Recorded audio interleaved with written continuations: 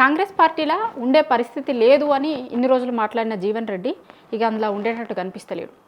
ఈ నెల చివరి వరకు లేకపోతే వచ్చే నెల మొదట్లో ఆయన కాంగ్రెస్ పార్టీకి రిజైన్ చేస్తాడు అనేది ఆయన చుట్టూ ఉన్నటువంటి మనుషులు, ఆయన అనుచరులు మాట్లాడుతున్నారు.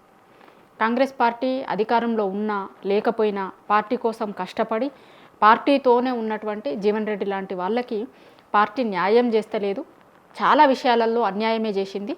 అక్కడ వేరే పార్టీ నుంచి వచ్చినటువంటి వాళ్ళకి ప్రయారిటీ ఇచ్చుకుంటూ పార్టీలోనే ఇన్ని రోజుల నుంచి ఉన్నటువంటి జీవన్ రెడ్డి మనుషులకి జీవన్ రెడ్డికి ప్రయారిటీ ఇస్తలేరు.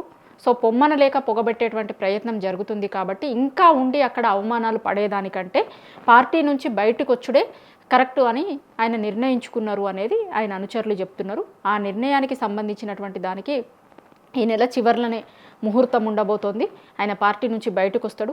రకరకాల సందర్భాలలో రకరకాల వేదికలలో ఆయనే జరుగుతున్నటువంటి దాన్ని అందరి దృష్టికి తీసుకుపోయేటువంటి ప్రయత్నం చేసిండు, కానీ ఇంకా ప్రయోజనం అయితే ఏం కనిపించలేదు. కాబట్టి ఆయనే పార్టీ నుంచి బయటకు రాబోతున్నాడు. కాంగ్రెస్ పార్టీతో ఇన్ని రోజులు ఉన్నటువంటి ఆ బంధాన్ని తెంచుకోవడానికే ఆయన సిద్ధమైండు. కాంగ్రెస్ పార్టీకి రిజైన్ చేయబోతున్నాడు అనేటువంటిది ఆయన అనుచరులు చాలామంది చెప్తున్న మాట.